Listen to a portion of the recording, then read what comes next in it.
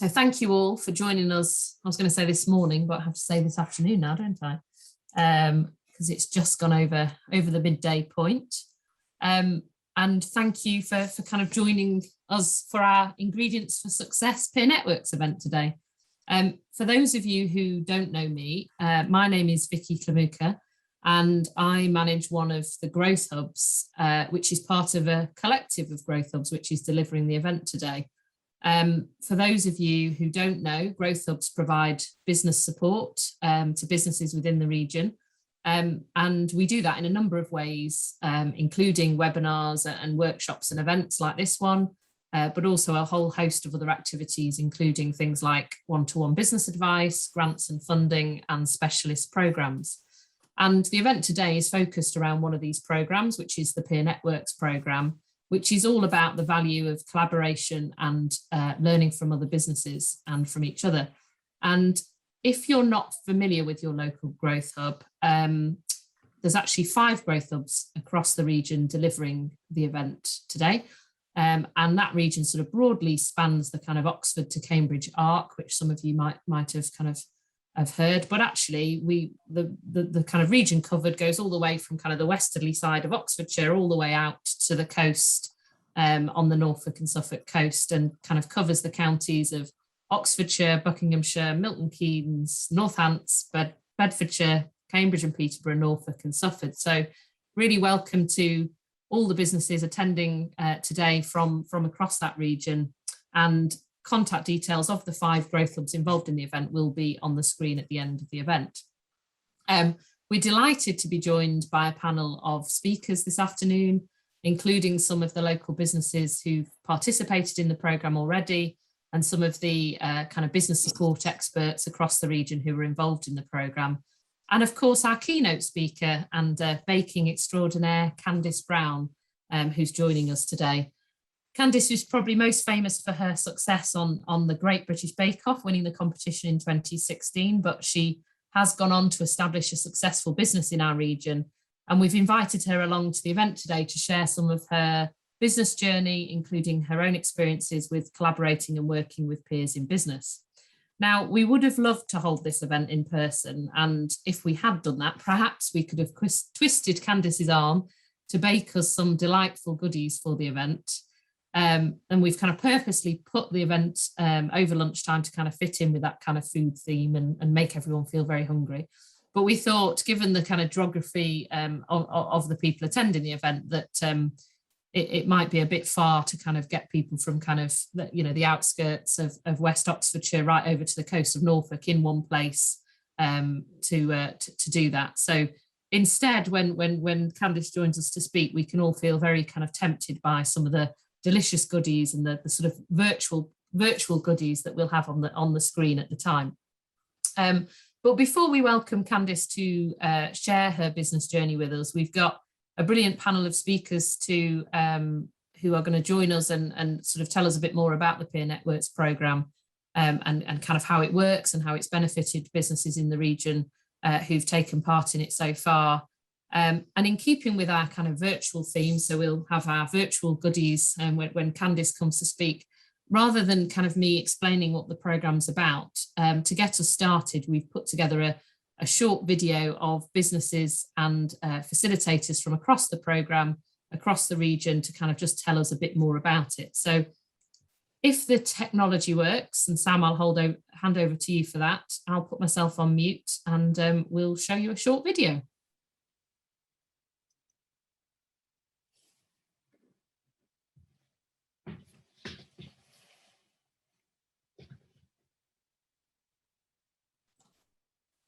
One moment. One moment while we get the technology to work. Sound. Apologies, everyone.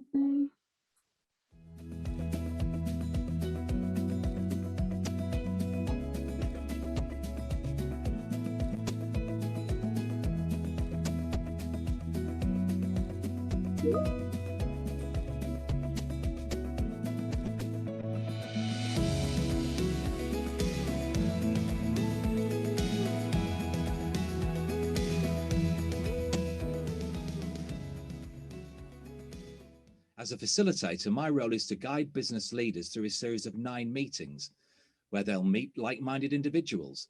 They'll share best practice and collectively tackle barriers to growth that individual members face.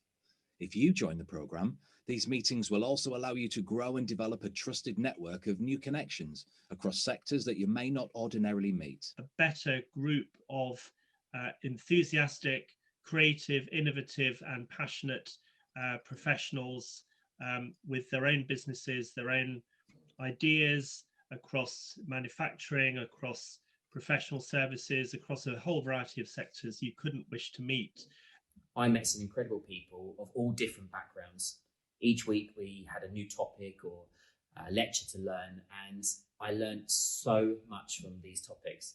They have been a fantastic opportunity to meet with other business owners and share in the challenges that we've had, not just in the pandemic, but in business in general. It's like having a group of extra non-executive directors, because although we're all friendly, we are not personal friends and we are not in business together. So those with actual direct knowledge can make a comment on my business, which I found helpful. I think I found for my own personal development, it's really helped me in listening to the whole problem rather than jumping to a solution, which is usually what my management style has been. And I think I'm starting to realise it's also how I work. So actually having that learning a more lengthy process to really analyse a problem is helping me as a manager as well as my own decisions. At first, I thought that the real advantage of the peer networks was going to be in presenting my own challenges to the group and hearing their ideas on ways that I could manage and deal with those problems. But actually, in retrospect, I've found them more beneficial by listening to other people's challenges and realizing just how similar their challenges are to many of the ones that I have. I was really astonished how I was able to relate so many of the different conversations to my business, whether it be client advocacy or even learning about growth patterns within business and profit and loss. It was a really, really interesting course, and I would thoroughly recommend anybody of any background to join it. The peer program from OXEP has been fantastic, and I highly recommend it. And if you're on a business journey as well, I wish you every success. This time together will give you an opportunity to develop a bespoke business strategy that enables you to achieve your business goals. Whether it's reaching new customers, communicating effectively with your audience, or working through internal business challenges, this program is here to help you do more, be more, and get more from your business.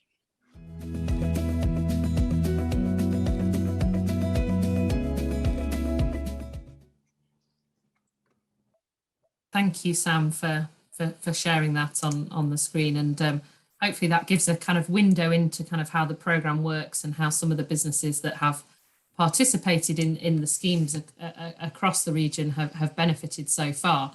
But to kind of build on that, so I'm now going to enter the roundabout and take the second exit onto Southern Perimeter Road. Oh, we've got somewhere to go this afternoon as well, onto the second Perimeter Road.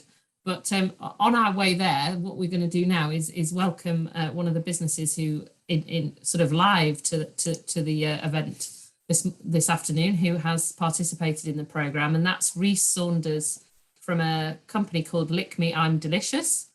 So fitting in with the kind of food and ingredients theme. And he's been participated in the Peer Networks programme over in Oxfordshire. And he's just going to share a bit about his business journey and experience with the programme. So I will hand over to Rhys if you, Sam, want to spotlight him. Thank you. Yeah, thanks very much, Vicky. Thanks for the introduction. I'm not at the second turn in. I'm right here. And thanks for asking me to speak today.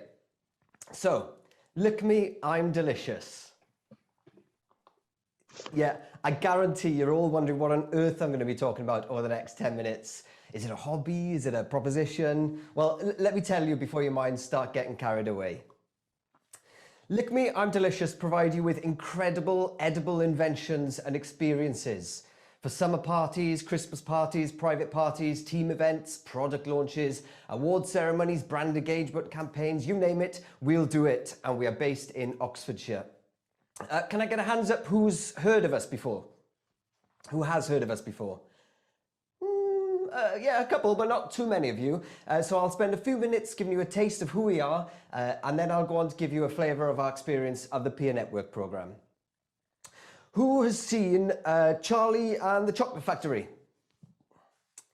There's a picture of Gene Wilder from the 1971 film. Yeah, loads of us have seen Charlie and the Chocolate Factory. You know, the everlasting gobstoppers, the chewing gum meal, lickable wallpaper. Well, this is our version in the real world. And if you didn't think it was possible, well, I'm going to show you that anything really is possible. Now, I'm here today. I'm Rhys, the Managing Director, but I need you to introduce you to Charlie. He's my partner in crime, and he's our very own crazy, wacky inventor. He loves food, he loves having a great time, he loves creating moments and experiences for people, and that's exactly how Lick Me, I'm Delicious was born. The first thing he came up with was the Nitro Ice Cream Buggy. Yeah, he wanted to be able to create any flavour of ice cream in the world. So strawberries, banana, port, Stilton, whiskey, vodka, carrots, you name it, throw anything into the mix, freeze it down into an ice cream. And that's exactly what he did. From there, he's gone on to invent loads of more things. Let me tell you some more of them. We've got the Nitro Ice Cream Parlour, edible mist orbs. That's a flavoured mist that you suck up with a straw. An instant logo pop maker. That makes instant chocolates with anything you like printed on the back of them. And of course, this is all in front of your eyes, right at a live event. We've got an edible fragrance factory, a tipsy fountain, a 60-mile-an-hour floss whizzer, a caramel popcorn exploder, a chocolate tap, an edible bubble volcano. Yes, it shoots out flavoured bubbles that you can eat. And we've got flavours like chocolate, banoffee pie, mint choc chip. And here's the best thing. Yes, they can even be alcoholic. So if you fancy pina colada bubbles or strawberry daiquiri bubbles or whiskey bubbles, well, this is the machine for you. And our latest and my favourite invention, it's the edible balloon factory. Let me show you how it works. Hit it! That's what I'm talking about. Wait! Okay now.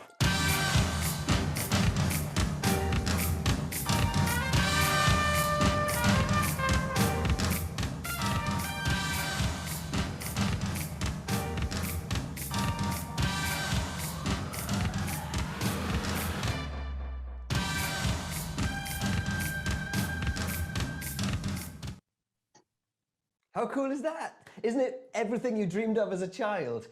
These balloons also taste delicious because they're all flavoured in things like apple pie, bubblegum, chocolate cookie, and even as a special Christmas edition, we've made a gingerbread flavour balloon. We are event inventors. That's not an easy thing to say on a Thursday lunchtime. Event inventors. And all our contraptions are unique to us. And who do we create experiences for? Well, let me give you a flavour.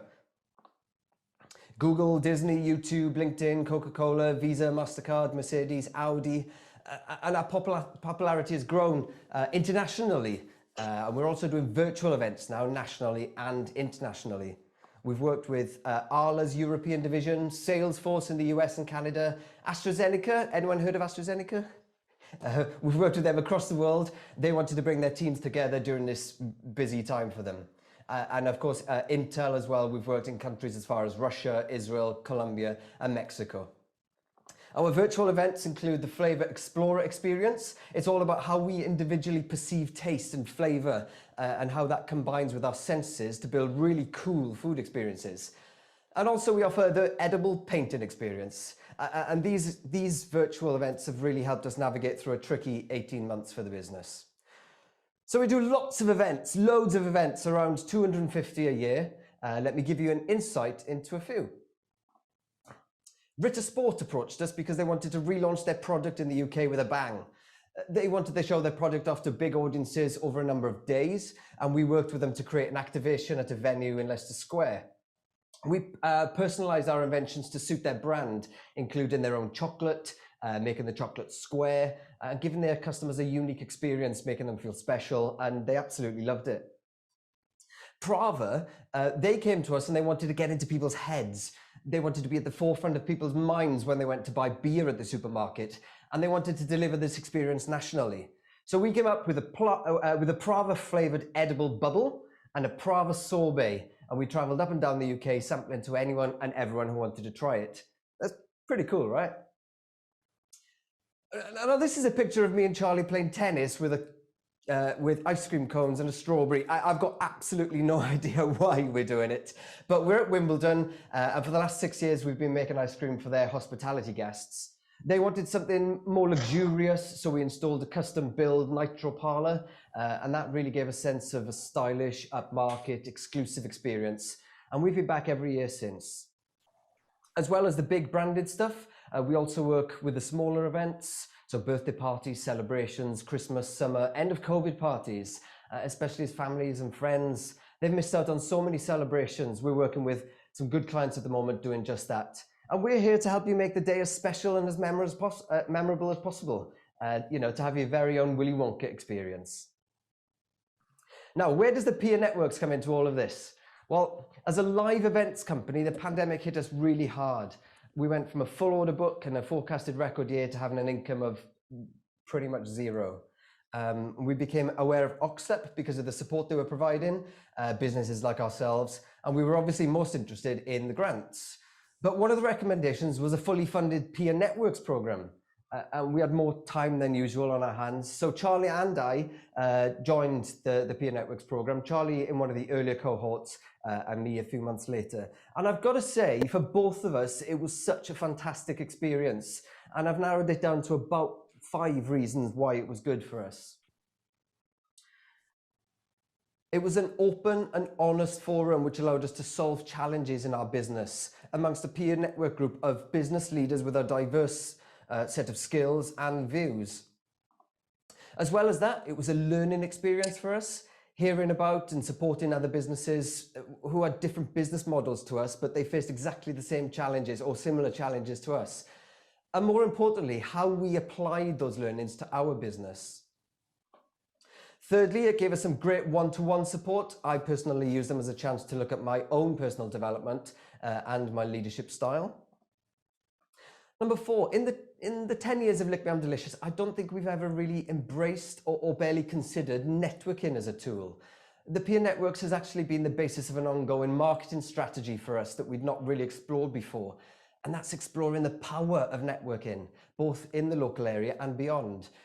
So it's created new opportunities for us. And of course, I wouldn't be here talking to you today had it not for me signing up to the program, embracing it, and actually thinking about how that experience can drive our business forward.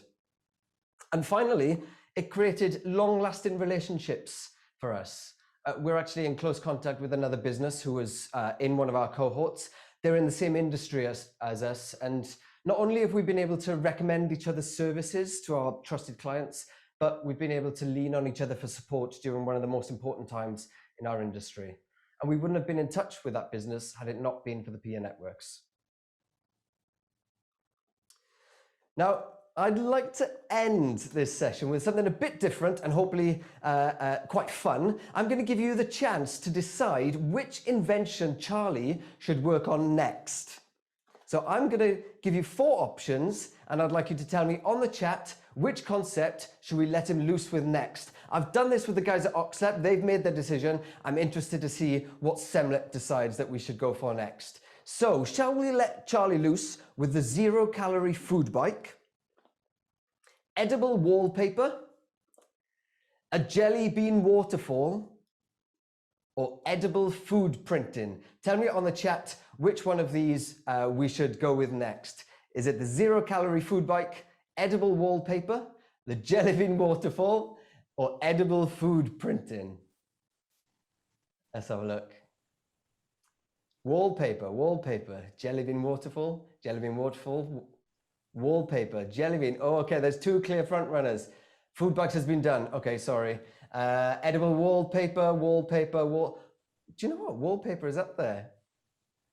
Wallpaper, edible food printing. Wallpaper. I think wallpaper takes that, actually. Oxlep decided they wanted the jelly bean waterfall, but interestingly, Semlep want edible wallpaper. Food printing, excellent. Well, thank you very much. If you want to see how that progresses, you can hop over onto our Instagram. I'm sure we'll keep you updated on our next projects. Feel free to connect with me on LinkedIn or drop me an email if you've got any questions. I'm always happy to talk to local businesses about my experience and our experience. Those details are on the screen. I'll pop them in the chat as well. Thank you so much. And I'll hand back to Vicky. Brilliant. Thank you, Reese. I feel so basic with my basic lake background in comparison to Reese's incredible presentation. So thank you, Reese. It's wonderful to hear about the business and all the wonderful innovative things you're doing, but also your experiences on peer networks as well. And yes, I think across the sort of 5 growth hub regions, I think the wallpaper is our sort of preferred one. So we look forward to hearing about that. Okay, now what we're going to do is kind of move on to our panel session.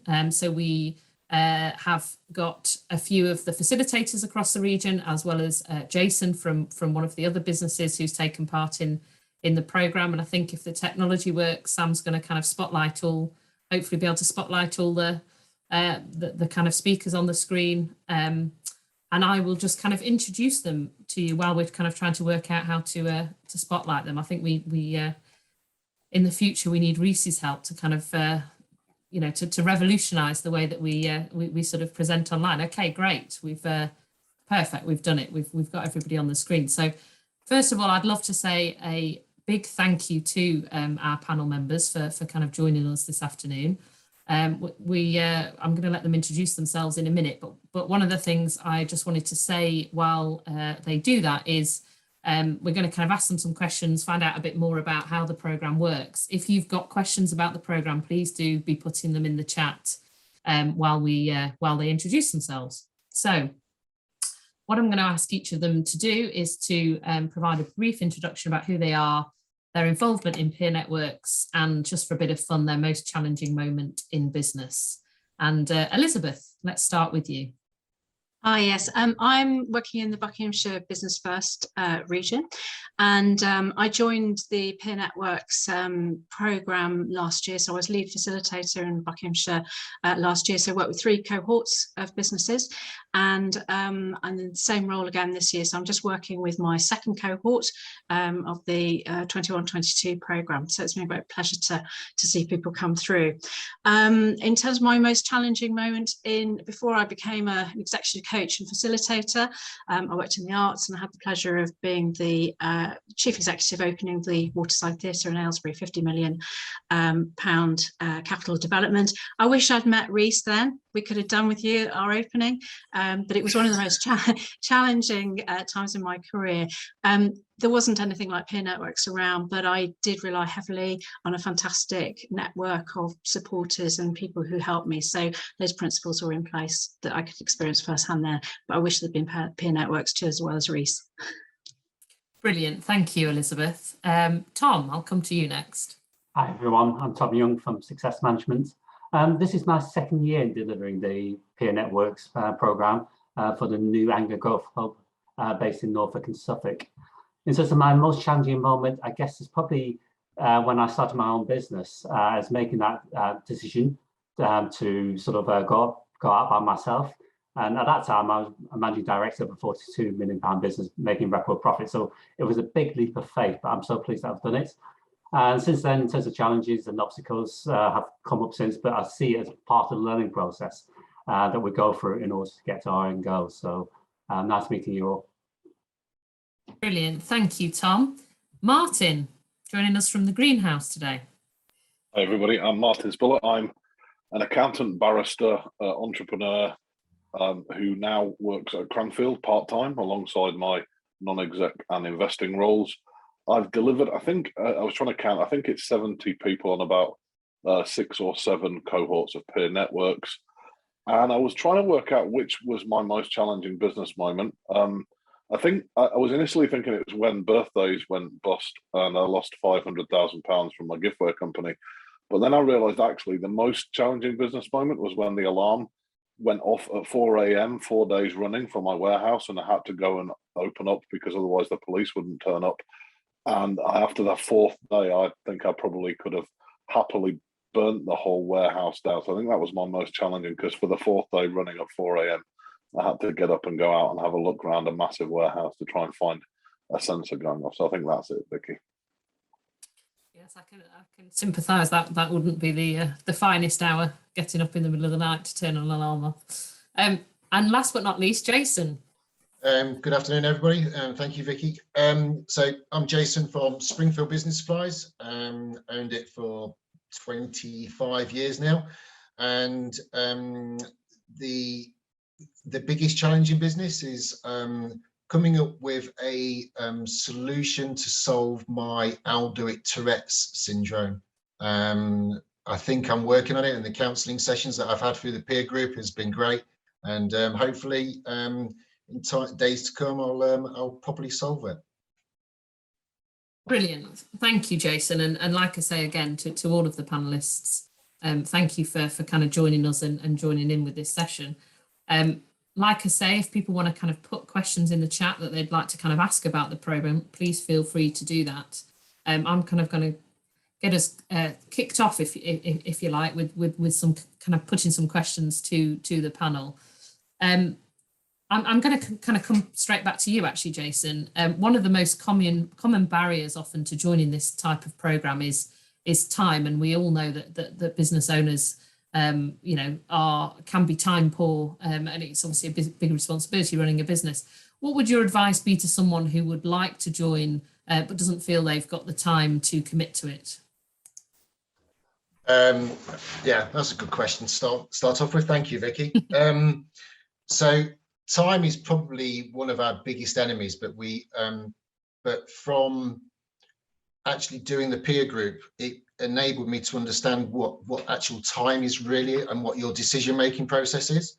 And we do tend to use time as a problem in our own heads. But when you start to talk to other people, you realize that actually that time is better spent with them rather than you coming up with excuses not to do something like learning, self-teaching, self-learning, and getting something out of that time rather than going off to the pub every single day. Then maybe there's some times that you should be spending a bit more time on your own business and own self-development. Brilliant, thanks, Jason. And coming to you, Martin, in terms of some of the businesses you've experienced on the program, what advice would you kind of give to businesses who are struggling to find the time? So I think, Vicky, I worked out my kind of scorecard as a direct involvement is that I'm 2 for 2. So I've had 2 successful ventures, one when I was an executive and one when I was a non-executive. I had 2 failures, both of which I was non-executive. The difference between being an executive and a non-executive is you see things quite clearly as a non-executive because you're not burdened. And I think for me, I understand the problem. Growing a business is super difficult, and I was spectacularly poor at this when I had my giftware company that we took to 15 million in 4 years. The one thing I'd say, and the quote that always runs around in my head, is from Henry Ford: if you do what you've always done, you get what you've always got. And so for me, kind of reinforcing what Jason was saying, is craft out the time commitments for, I know they vary by different LEP, but the time commitments for the peer networks are not huge in the great scheme of things. And if you don't, then you're never going to have a chance to work on your business, not in it. And the biggest single thing of transitioning from executive to non-executive for me is I have time to see things. I'm not burdened by the day-to-day responsibilities. If you want to grow and change your business and change the paradigm in which you work, you need to work on it, not in it. And this is one way to craft out that time. And I think my final point is that some of my peer network members now still have told their teams that they're on peer networks every week, and they use that time to work on their business rather than in it. So their team still think they're doing it, even though it finished months ago. And I think that's a good testament for that being a useful use of your time. Brilliant, thanks, Martin. And just kind of building on that point, I think there's a question in the chat about sort of what the specific sort of time requirements are. Elizabeth, I didn't know whether you could just perhaps, just expand on that in terms of, kind of roughly what it looks like in terms of time commitment practically. The Meetings happen the group meetings happen over 18 weeks, so meeting once a fortnight for 2 hours. So what we do is we focus on getting the same time on the same day every week, so it's a regular commitment in there. And then in addition, the offering is 3.5 hours of one-to-one support. So that's engaging with the facilitator or another business advisor involved in the program. So in total, that's 9 times 2 hours plus 3.5 hours over 18 weeks. Brilliant, thanks Elizabeth. And I like that idea, you know, Martin suggested with some of their previous cohort participants that they're still kind of, you know, sort of putting that time in the diary almost to kind of keep that time back for sort of planning and using the time to kind of work on the business. I'm going to come to Tom now. Tom, what are some of the hot topics that have been discussed in the peer networks you have run? And I know, for example, you've come off a cohort that happened this morning. So, yeah, what are some of the hot topics that get discussed in the cohorts you've been involved in? Fundamentally, Vicky, the way we run it is that we provide a list of topics for the candidates to then choose from in terms of how they run it, in terms of the order and how they prioritise different things. But fundamentally, we normally start with something like setting a vision. So see where you are and how where you want to get to. Then the second one probably look at is maybe look at the barriers to growth. So addressing and highlighting any things that may be preventing you from moving forward. Then creating for us is about creating the right structure. So putting the right structure in place. And then with that would be about people development maybe. We can also talk a lot about leadership styles and team engagement, which quite a few of my groups have wanted to talk about.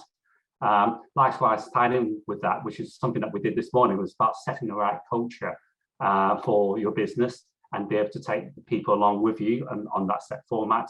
And then the final elements we talk about maybe would be looking at marketing, looking at effective ways of marketing, sales activities and customer engagement, and also talking about finances and making sure that you've got a viable sort of business proposition, as well as the new elements, which is like the green policies and net zero, and also implementing change. So there's quite a diverse range of subjects you can choose from, and we offer it all up front. And then it's down to the group to decide which ones they want to select and in which order. Brilliant, thanks, Tom. And Elizabeth, is it sort of similar hot topics in the region you're delivering? And kind of equally, I'm just trying to pick some of the questions up from the chat, but you know, John's asking kind of did the programme run during lockdown and has it kind of moulded and adapted as a result of that? So perhaps sort of picking up some of the topics, you know, that have kind of been sort of the hot topics, if you like, sort of through the COVID pandemic. I think there's a very delicate balance between, as a facilitator, between bringing a group to a particular topic and perhaps a facilitator's view that, you know, thinking or conversation should happen in a particular order, and the response to what people want to spend their time on and where their attention, their energy is going right now. And that's for the facilitator to really kind of work with that and guide by that. And I think that was really heightened through last year, through COVID. I had worked with 3 groups going through that period of time. And it was changing, everything was changing week by week in that time. When we think back, we were going through lockdowns, there were announcements coming, you know, every Friday afternoon about new schemes, new loan schemes, you know, all of this, which feels like history probably now, but there was something that was really rapid fire at the time. And so we were picking that up all the time. And part of the role of the facilitator within the programme is also to be a signposter as part of the kind of job description, particularly back into the Growth Hub or, you know, Buckinghamshire Business First, and, you know, in the case of the area I've been working in, and it's making sure that people really can access those things. So I would say, yeah, we carried on. Also to say it's all online. So it was kind of perfectly structured for working through COVID.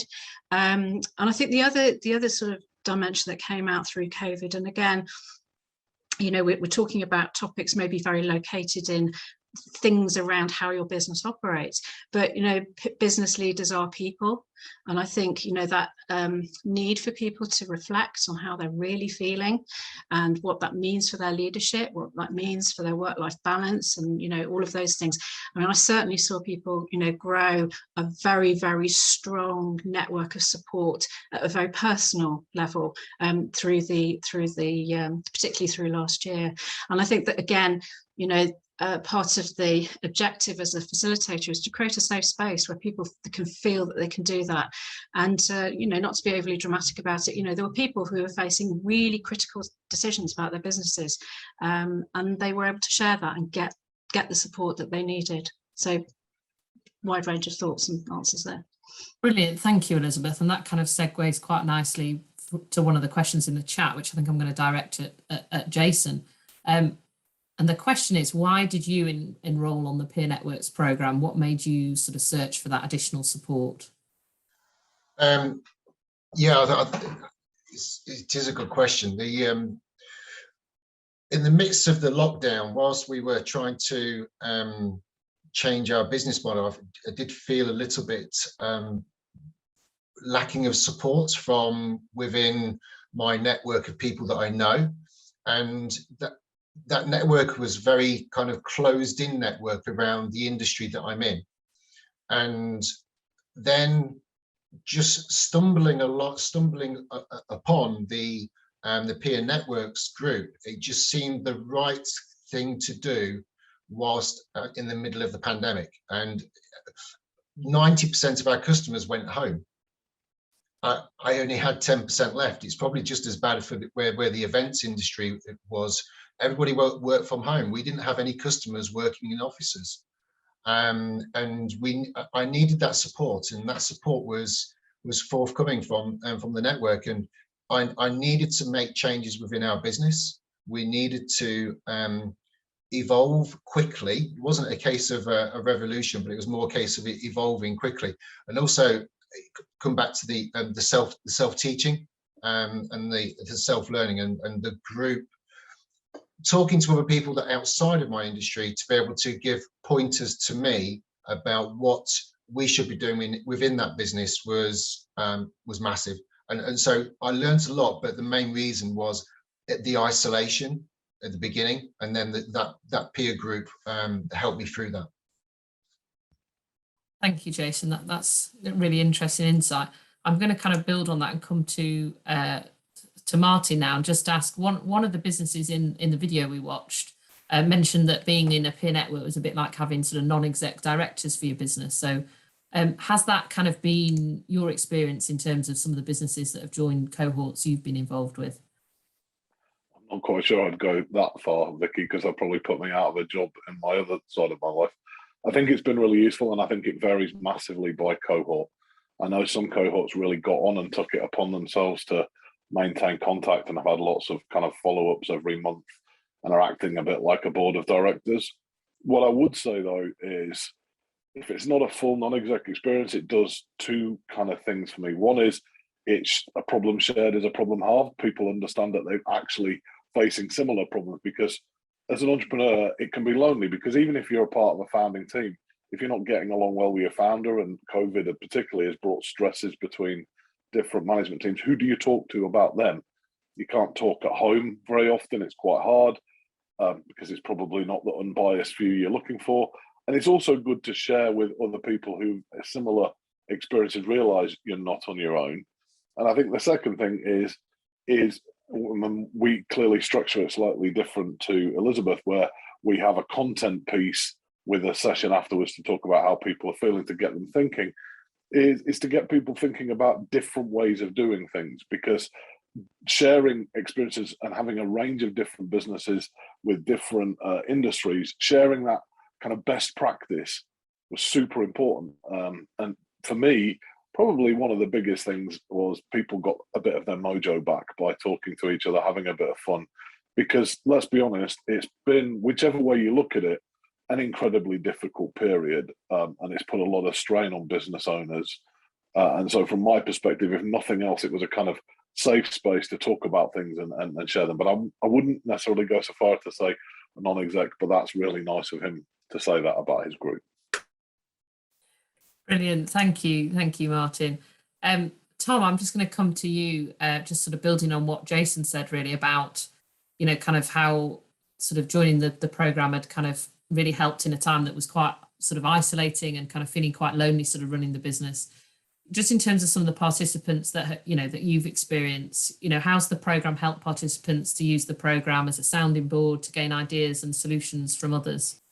I think that's one thing that I love about the program, is that as Martin just said about that environment, that risk-free environment, it sort of offered an opportunity for business owners to talk openly about things that might be quite delicate that they can maybe not be able to share yet with the team. So you have that sort of environment where you can just fire off at each other and get some good perspectives back from other people that have done it and have gone through the experience themselves.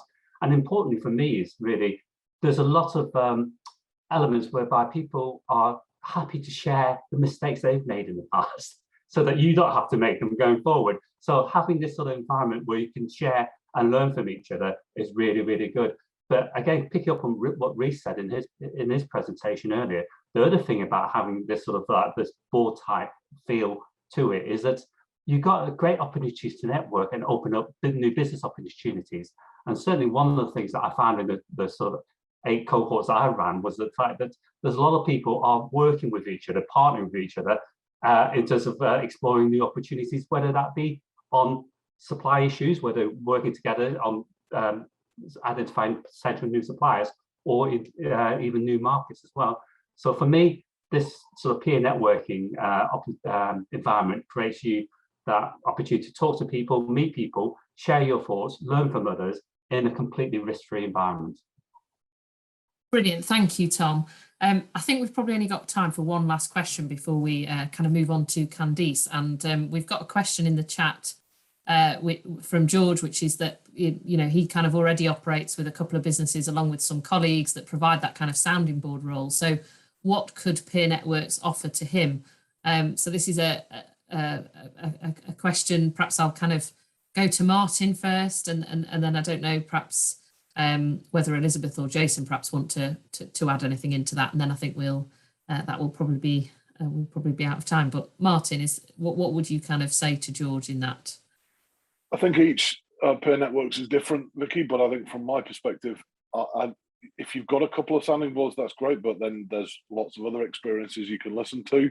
There's learnings along the way, being challenged by independent parties, because if you've got a couple of colleagues or friends, sometimes over time, those can be sounding boards that kind of don't sound back exactly as maybe they could, as openly and honestly. I think from my perspective, the chance to be involved with a range of businesses across the region is a good chance to expand your network, because although it's not a selling opportunity, the fact that you're talking and developing and building, we've seen a lot of our businesses work together on different things. So for example, there was a printing company and somebody was having struggle with that, and they recommended it into another group because there was different people. So it builds your network. So I don't think it's time wasted, but obviously, George, it's hard to know without knowing you exactly. But for me, I've always liked the chance to be part of different networks and to expand my contact base. And can I just say one more thing, Vicky? Tina from Oven Loving, I can't love your business name more. And I'm going to be signing up to get my mum's oven cleaned because she lives in the region. So brilliant company name. And I just wanted to give it a shout out. Sorry, Vicky. No, that's absolutely fine. No problem, Martin. Elizabeth and Jason, any final comments to add on that one? And then I think we'll kind of wrap the panel up. I think there's something about thinking about inputs and outputs. So I think you can join peer networks and think, what am I going to get as my inputs? You know, what can I get from it? You know, what can I, you know, where can I make connections? Where might there be, you know, some opportunities? But there are outputs, and there was some fantastic examples in a group last year where, you know, people were offering solutions straight into the group. We had a telecoms expert. People were struggling with, you know, forwarding phones, the working from home infrastructure and so on. You know, there was just business there to be done within the group, which was completely unexpected for that person. I think something like 70% of the group all contracted him to provide that solution for him. So that's, you know, an output for him from that opportunity. And somebody else came in and they ran an hour's workshop on digital marketing because that was their area of expertise, and they just did that for the group. So, you know, there are things that you can give out to the group as well as you can take in within that peer networking opportunity. Brilliant. And then final word from Jason, if there's anything, because I know you mentioned you've got your own networks. Yeah, just a very quick one, and just building on what Martin and Elizabeth have said as well.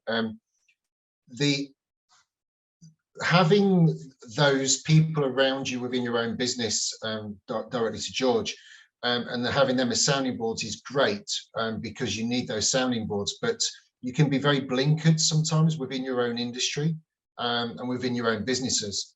And what the peer groups allowed us to do was to allow other people to actually challenge you with questions you probably would never be asked. And those questions actually, they don't put you on the spot, but they make you challenge your own thought process. And having that challenge there, I mean, I sat on the board of another organization, and one of the questions came out, why am I still doing it? Because I was time poor. And so I've resigned from that position, and I've got a whole chunk of time back, which actually spending on my own business. Before, I was in that blinkered zone, and I was just thinking, I've got to stay there because it's important. Actually, it wasn't as important as I thought it was. But it wasn't until one of the guys in the peer group asked me that question that I didn't challenge it. So yeah, George, there's going to be other people. Every day is a school day. Let's get them out there, get the questions out there. Brilliant, thank you. I think that ends that our panel discussion really well. Thank you, Jason, and thanks to all four of you for kind of contributing this afternoon. And I think it really does give an insight into kind of how the programme works and what the benefits of being part of it are. What we're going to do now is invite Candice to the, I was going to say to the stage, to the floor, to the virtual room. When Sam's kind of oh, there we go. Brilliant. Candice, welcome. Thank you for joining us this afternoon. Thank you so much for having me.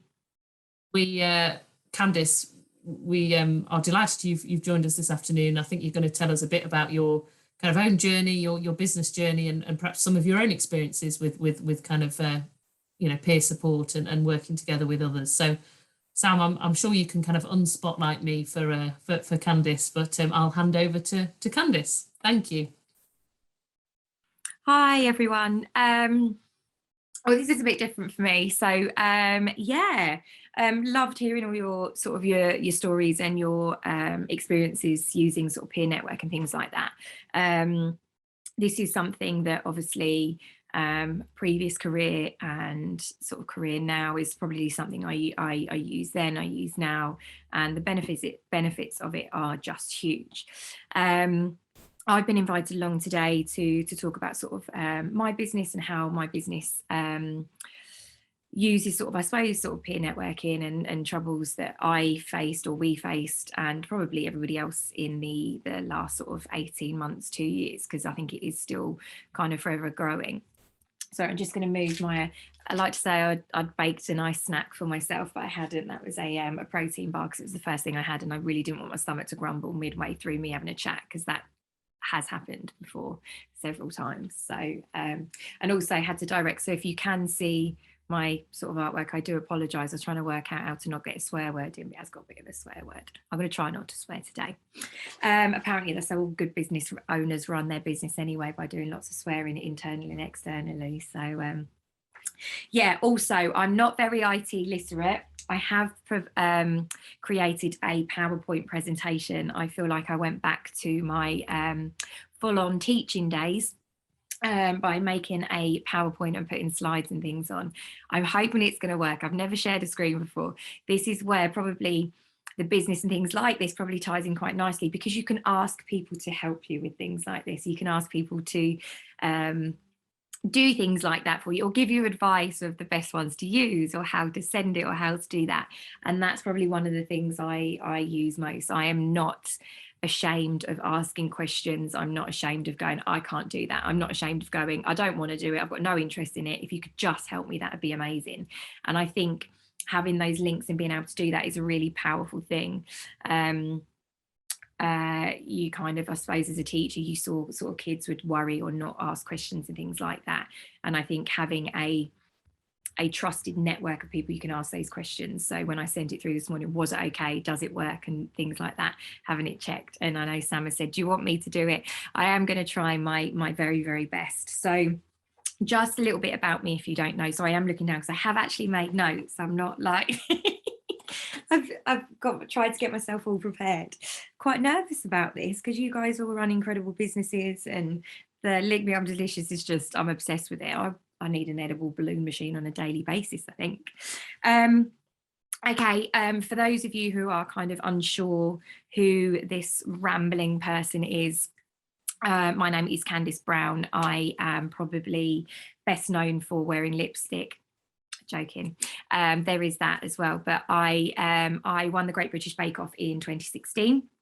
So it's just over 5 years ago now. I am very lucky to still be doing something I love so very, very much. And also hopefully learning and developing all the time as well. Excuse me. Previous to that, I was a teacher. So I was a trained PE teacher, but for the last couple of years, I was working as the head of a special needs department in a secondary school. I was a secondary PE teacher, head of year. So worked with students with varying learning disabilities, special educational needs, some very challenging behaviours, and that wasn't just mine, it was the students as well. As well as sort of dipping in and out of the PE side of things to keep my myself a little bit active. Previous to that, I went to university, I did a sports degree. Same with school, had always had an interest in sport, mainly because I didn't really want to sit behind a desk. I had no interest in kind of sitting down and listening. I'd get bored. And I now know that I recently diagnosed with ADHD. And I now know that all of that, so my kind of schooling and everything like that was geared towards me kind of coping with that without really knowing. I was a air hostess. Sorry, that's wrong. It's a flight attendant for a little while. I mean, I don't fit the profile at all. But yeah, so I did that for a little while. Was quite interesting to say the least. But I feel like what I do and whatever I've done, I take and I try to learn and I use those transferable skills. And I think that's what it's about. And I think it's about, you can share experiences. If I don't know something, I try and draw from what I've done. And I think from listening to you guys and the idea of peer network and things like that, and having those experiences that maybe somebody else doesn't have, that you're able to kind of draw on that. So I try and do that a little bit more. I entered the Bake Off because I loved baking. It was something I had always loved to do. It was my happy place. It was my sad place. It was what I did to kind of bash out the stress of 200 teenagers in my year group. And it was just something I really, really loved. I loved the programme and wanted to be involved. Never thought I could do it. It was more a case I would love to be part of that. And that's really how it kind of went for me. I think one of my biggest things is whatever I do, I put 100% in. I work really, really hard. I am very much a case of I will try and try and try. And for me, I didn't get onto the Bake Off the first or second time. I actually was 3 times applying. And that was me doing it for myself as well. Again, never thought I could do it. It was more a case of just wanting to be part of it and really wanting that challenge and wanting something that I loved so much, and to develop that part of me. And yeah, I went on it and I had my ups and downs. I still say to this day, I wasn't the best in the tent.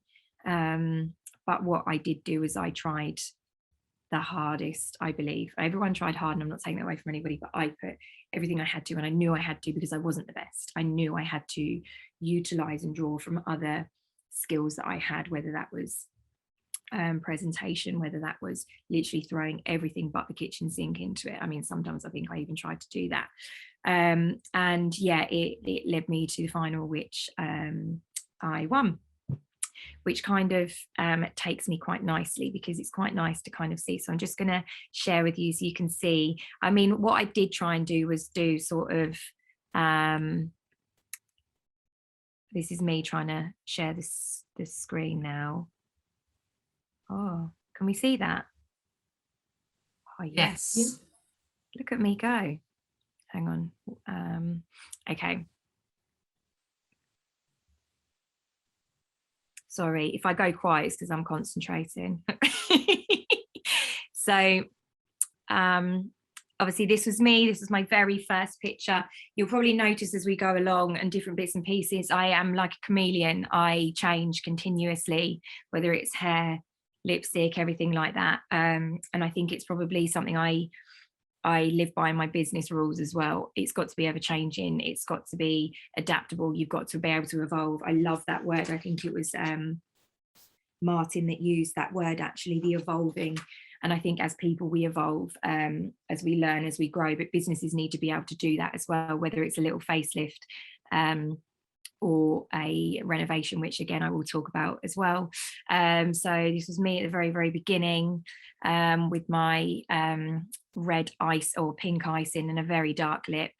And then partway through, I made a pub out of gingerbread, and Mary decided that she wanted to eat some of my sticky carpet, which goes down as one of the best innuendos in Bake Off history, I believe. And then on to the final, where I had to make a pavlova crown type thing. I mean, who doesn't have time to make a pavlova crown? So I believe I was going to share computer sound. Okay. Yeah. So this is just I don't know if it's going to work. Sorry. Bear with me 2 seconds. Let me come out of this and try again. I can pop it on if you like. Oh, that would be lovely. Thank you. One sec.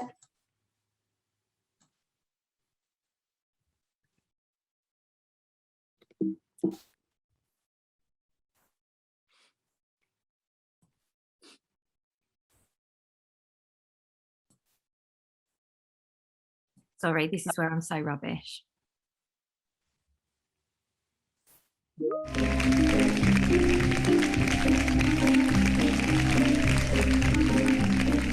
Finalists, what incredible bakers you are. Would the three of you step up, please?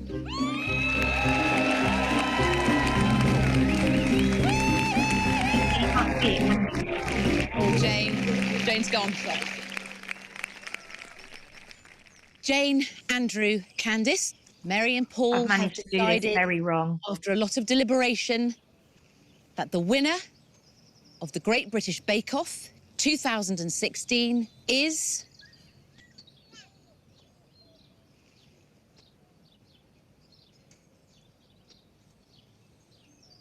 Candice. I've got to apologise. Do you want to stop that there, Sam? But it should have been a video. I don't know what to do. As I said, I'm terrible at IT. The screaming and everything in the background is me. The picture is me having full and complete and utter meltdown. Oh gosh, Sam, you might just have to share this with me now. I really don't know what I'm doing. I'm so sorry. So if we can go back to that script, this is where I need people to help. This is where it's nice to ask for help, you see. So yeah, this is me just after everything. That's my mum and my friends in the background. And it was obviously, it was the moment that kind of everything changed for me. Well, a few months later, because I went back to teaching, I didn't know what I was going to do and was just terrified by it all. For me, it's kind of where everything changed. You can see from the state of my apron that it was quite a treacherous 5 hours. Amazing, but yeah, it changed everything. So if you wouldn't mind clicking on the next slide for me. So I just wanted to kind of, there's a few things there for you. Some of the things that I have done since then, I've written 2 books. Comfort was my first book, and you can kind of see here what I say about the ever evolving hairstyles, and Happy Cooking. 2 books I wrote the first book in a very short space of time. I actually wrote the second book, Happy Cooking, during lockdown, which was a very, very interesting time. I do various campaigns. So at the moment I'm working with Breville, who are an incredible brand to work with, very, very different. Also Canderel, who launched a baking range, which is a really interesting and new sort of concept to like for like. I was in a little film with Celia Imrie, love Sarah. I played Sarah. I'm not going to tell you what happens, but it's terrible. It's a little cameo, it's great. and it's all about baking, so it fitted perfectly.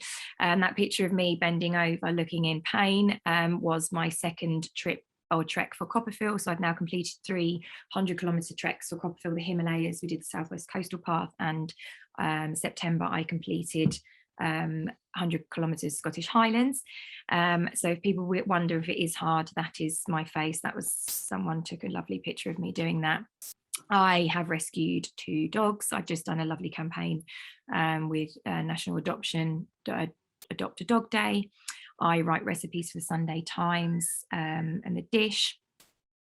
Apologies for phone going in the background. I am above the pub at the moment, so obviously the pub is a continual working thing. So whenever I try to do anything, I'm like, yeah, that's the pub. Or someone goes, oh, we got any gas for the beer? And I'm like, I'll be down in a minute. I am an ambassador for various different charities. As I said, I do a lot for Copperfield. I'm an ambassador for Alzheimer's research. I run the London Marathon. I plan to do that. Again, I'm also an ambassador for Dogs on the Streets as well. I delivered a petition to Downing Street, which was Long Live the Local, which was to reduce or hold beer tax, which was incredible. I didn't see the Prime Minister, that was a shame. I demonstrate on stage at various different events and things. That was me at Pub in the Park.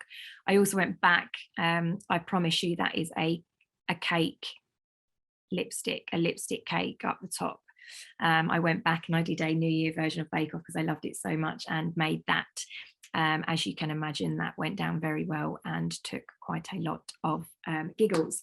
So there's some of the things I have done. There's some of the things that are ongoing. Various different, obviously, things I do. I often and will seek advice for everything I kind of do. And I only do things that I fully enjoy and can fully get behind. I think that's really important when you are doing things, to be able to be fully sort of involved in it. If you don't love something, it becomes hard work. And I think we spend so much of our time working. It's important to ensure that we can enjoy as much as we are doing. And I think being able to seek advice or ask for experience or something you're not too sure about. And for me, one of those things is learning. So that was 5 years ago. In 5 years, lots of different things have happened. I've met 3 of the 5 Spice Girls, although I don't like to talk about it very much. But one of the main things we did was, if you wouldn't mind clicking on the next slide for me, we bought a pub. When I say we, sorry, that is me and my younger brother. We bought a pub. This is our gorgeous little pub, the Green Man in Eversholt. We bought the pub in 2018 December. For me, something I'd always wanted to do. I was a teacher for nearly 10 years, but I loved food, I loved cooking, and one of the things I really wanted to do, and as always said, I'd love a little place, little bakery or something like that. Obviously life kind of moves on and you kind of do different things. And I think Bake Off either, or kind of both, accelerated it or slowed it down, but also then accelerated it, because my brother kind of said to me, you know, you said about wanting something or wanting to do something. I'd like to do that with you. He, a little bit background on him, he is a builder. He does kitchens and bathrooms. My dad is a builder as well. I suppose you can say pubs are in our blood. My mum and dad run pubs for 25 years. So one of the things we knew straight away is we were not going into buying a pub blind. It is hard work. I don't know if we have any kind of publicans, ex-publicans, landlords, landladies, anything like that here, or sort of who have that, or running kind of, or understanding the hospitality industry anyway. But yeah, pub is hard work. So we knew what we were going into, and I think that's the first step, is understand what you're going into when you are going into business. We bought the pub, we took it on as it was. If you'd like to click on the next slide for me. The pub was very, very, I mean, it's called the Green Man, but it was very, very green, quite cold. We pulled into the car park and went, oh my God, I love it. I'm that person. My brother's going, no, Candice, don't do that. He's the business minded one. He's the one that thinks things through. I love it. Let's do it. And he's like, right, okay, just hold back a second. So you can kind of see some of the pictures, some of the doubles up there. You've kind of got before and after. These are very early on. We've obviously, with everything evolving and changing, this was when we first did it. We had someone coming in to take the pictures. In actual fact, it's a lot kind of almost, it sounds weird, it's a bit darker, a lot cozier. And we have changed it ever so slightly. So you can see the top where the double pictures are, the top ones are what it was before. It was very green. It was very, very bright. It was quite cold. And one of the things was looking at something and going, okay, we're in the middle of a proper chocolate box village. There's not even a village shop here. What would we want from the business, but what do we foresee the locals wanting? Because as you can tell, I have very dulcet tones. I'm probably the poshest person you'll ever come across. I mean, they used to call me Babs in the tent, and that's kind of stuck with me. We were very different coming into the village, and we knew we had to do something that would be impactful, but wasn't also going to ruffle too many feathers. I mean, I like ruffling feathers. I think it's good to make an impact, and I think it's good for change. I think change is always good. So one of the first things we had to open, and we had to open it as it was. We took the business over as it was, the 8th of December, I believe it was. And I think the next day we had over 300 previous bookings for Christmas dinners. Obviously coming out of Bake Off, the previous owners had kind of had their Christmas menu. A lot of it, and no disrespect at all, a lot of it was either deep fried or frozen, going straight into the oven. Of course, I went, I'm not doing that. So straight away, there was that big change and that real push to kind of make an impact. And that's kind of how I go about things. So we have kind of our little snug area. You can see from the one down the bottom, there are 3 fireplaces. So the snug has kind of changed. Then the sort of the big bay windows, we changed sort of the fireplace and things like that. One of my favorite things to do is to source things from sort of local areas. We've got a lot of antiques. I use a lot of antiques on Bake Off. I love antiques. Other people call them shit. I call it an antique. I call it a relic. I need that Edwardian butter dish. And that's the sort of thing I would say to my brother. So using things like ladders and sourcing books and things like that from local areas, which is always nice as well, because we kind of have those people coming in. You can see kind of the outside area. It was quite very, very basic, and we tried to just inject some real character into the pub, because it is an old pub. It's beautiful. I think it was an old coaching house. One of the things that you can see from the last slide, our logo. So one of the things we wanted to do is to make sure we were using as many independent local businesses as possible. And I think that's really, really important. That's one of the things I stand by. And I know obviously it's not possible all the time, and we do have to outsource a lot of things. But where possible, we do that. And the logo and our Green Man drawing was done for us by someone I knew, an old friend who moved to Australia, and she used to do some scribbles and things like that. And I asked her to do that, and that's what she came up with. And that's the branding that we use. And I think that sort of thing is so lovely. It's when you're doing businesses like the Lick Me, I'm Delicious. I mean, I've never heard of an edible balloon. I mean, I now want an edible balloon, but those different and alternative things make people think, and they make people look, and I think and look twice, and kind of that's what you want to do. So that was kind of our first refurb. Obviously you can see the colours there. We did stick with some of the green, and as we started to do our next refurb, you can kind of see. So if you wouldn't mind clicking on the next slide for me. So one of the things we didn't factor, we knew we wanted the pub to be the focus of the community. We knew we wanted it to be a place where people could come not only to have a drink. And I think that's one of the things that's changed a lot from pubs. It's not the place you just go and get absolutely hammered on a Friday night. It's full of men and everything like that. I mean, I grew up in pubs that sometimes they were like that, but times have changed. And I think it's important to see what people want. And it should be, and for me, the pub should be the hub of the community. So there is space and there is something for everybody. We changed the menu very, very quickly. The menu became a lot smaller, local, very, very seasonal, using one of the things I am an ambassador for Love British Food, which is using and understanding the use of British food when it's in season, when it's in abundance. And that's something I learned. I didn't know that. I mean, as much as I love food and things like that, I'm still learning and still developing what foods are in season at certain times, and obviously the cost of food and things like that.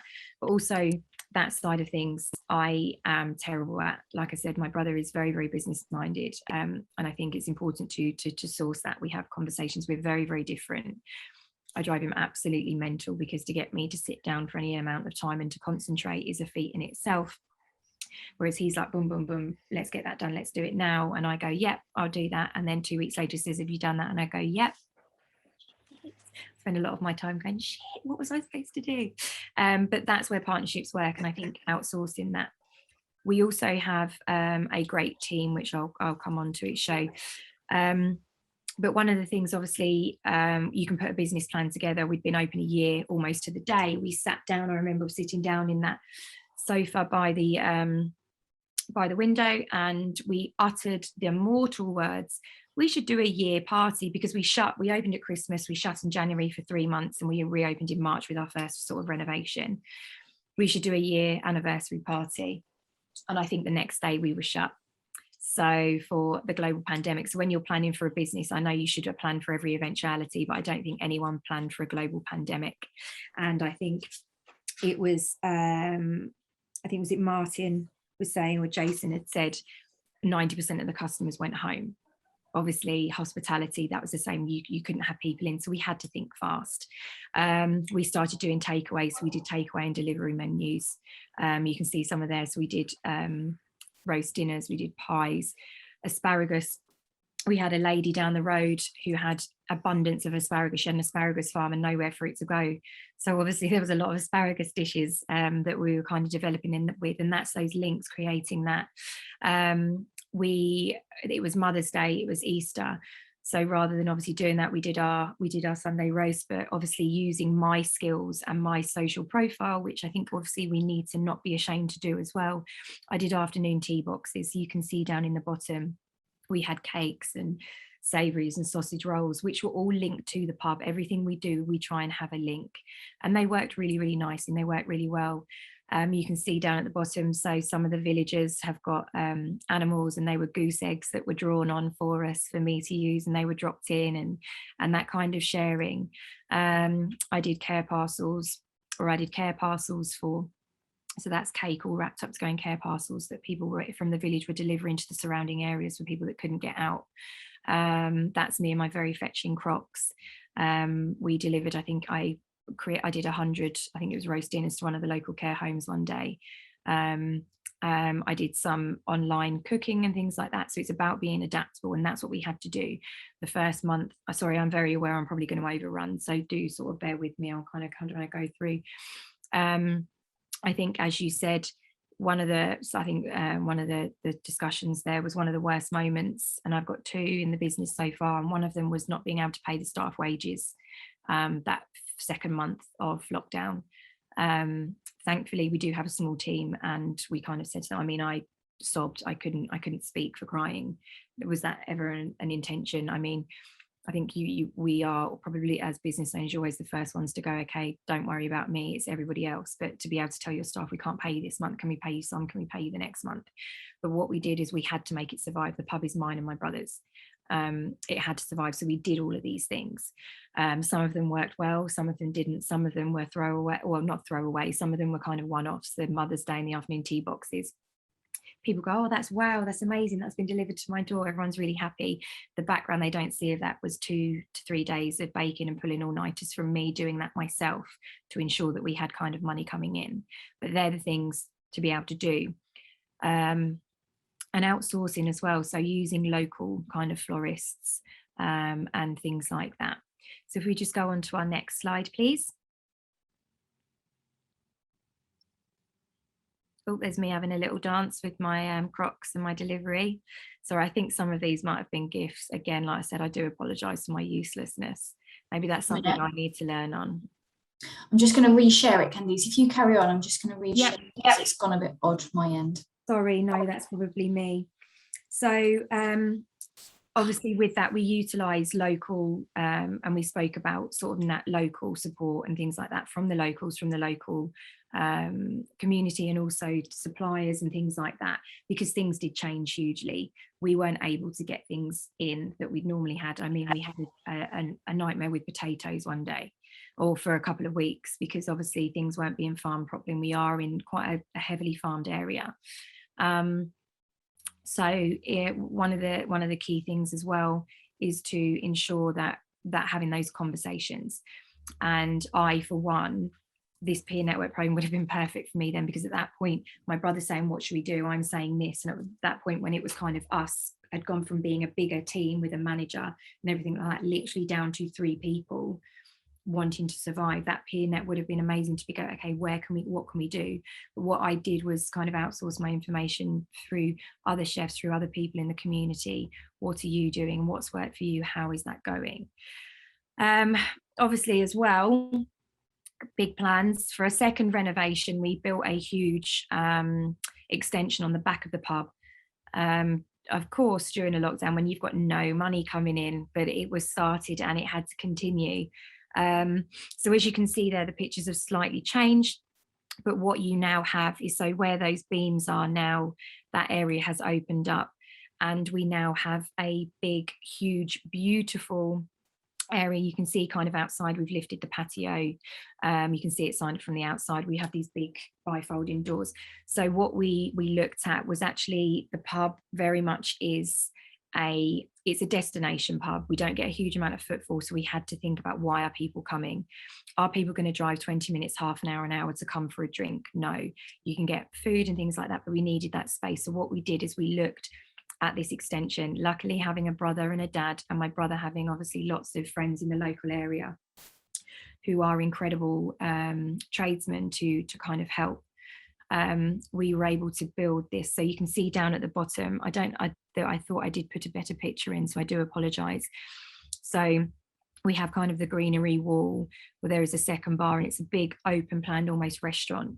No part of the pub has been taken away. That is an added on. So the pub has retained its original features, but we now have this space to cater for that evolving change. And I love what you were saying on the Lick Me Delicious about people having end of COVID parties and things like that, because people wanted that. So when restrictions lifted, we tried to time it for that. So people now had a space where they could use, and we found that uptake. So it's about listening and developing as the time goes on.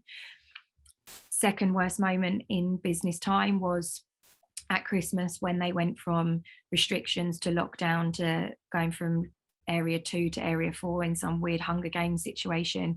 We went straight into 4 and had to close within a day and a half, a few days before Christmas.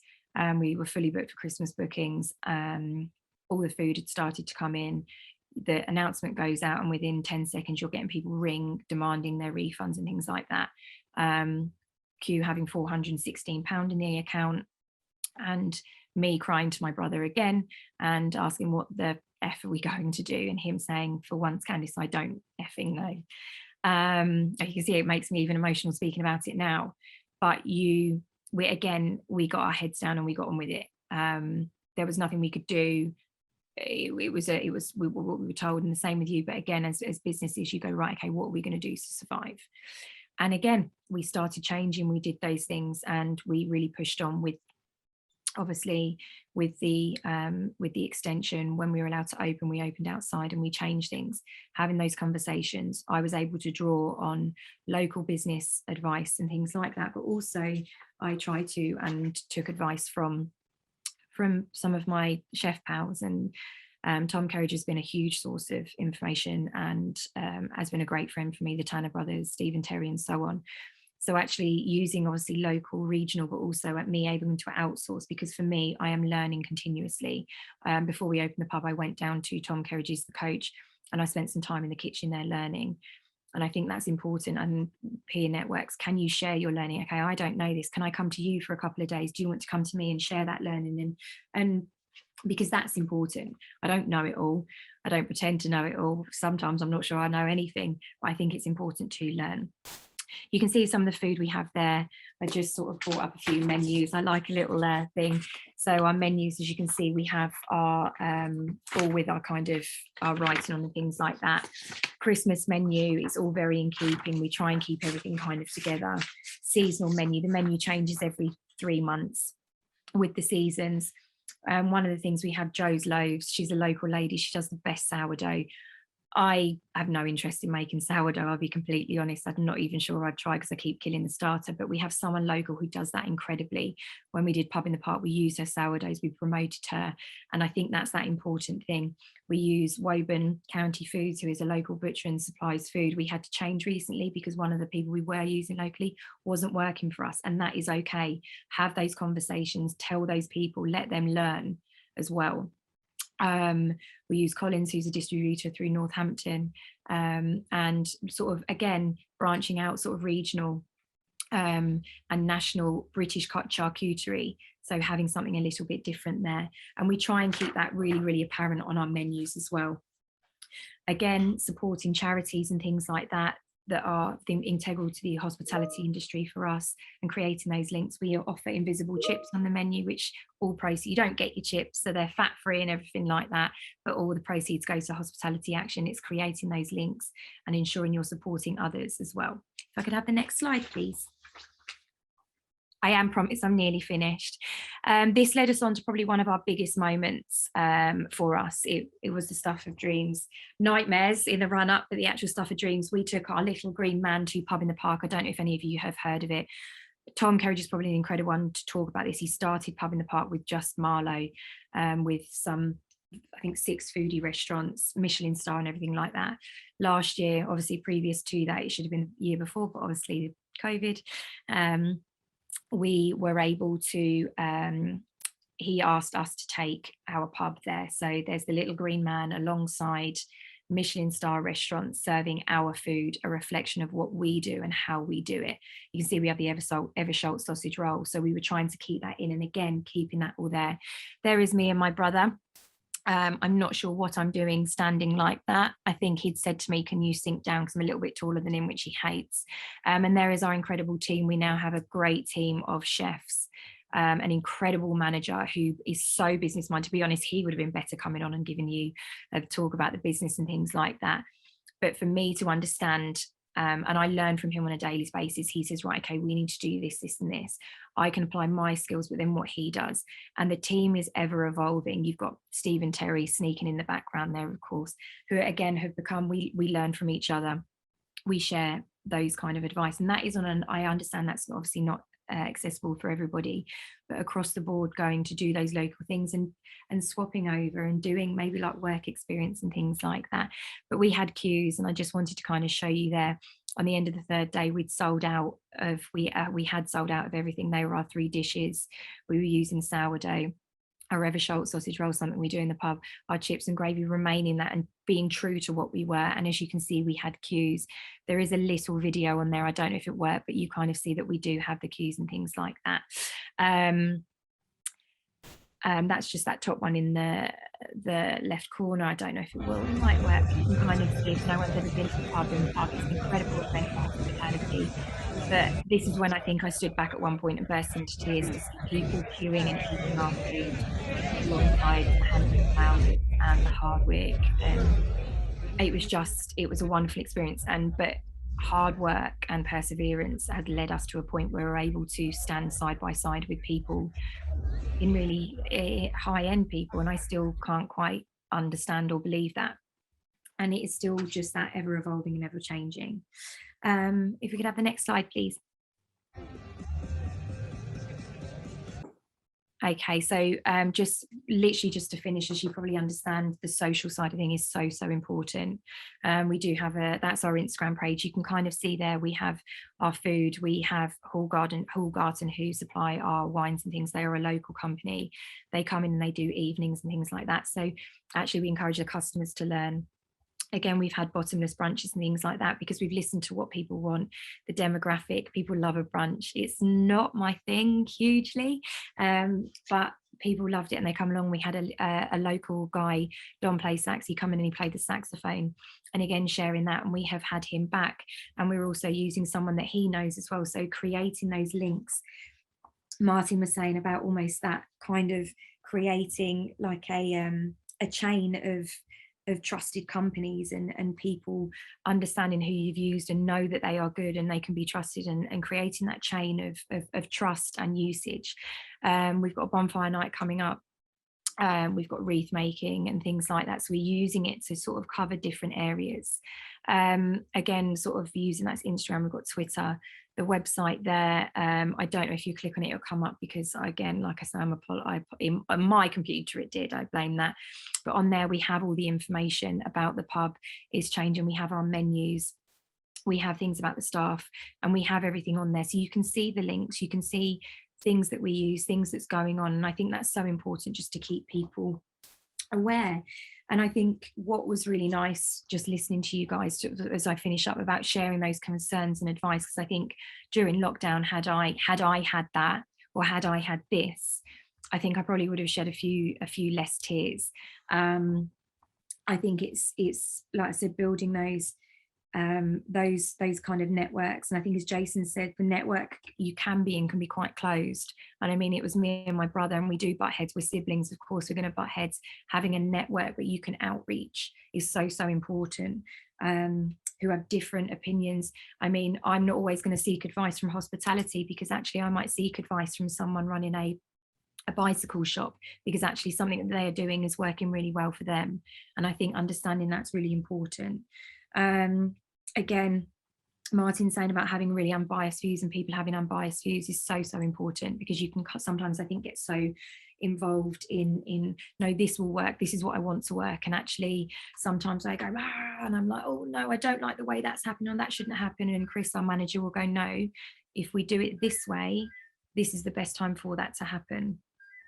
And I think, yeah, I think what this has given me a really great insight to see is the use of peer network, but also for you guys as well, and understanding how important that is, that sharing, taking unbiased views, being able to have a good moment, but also taking something out of it, and that continual learning, because I think that's the key for me.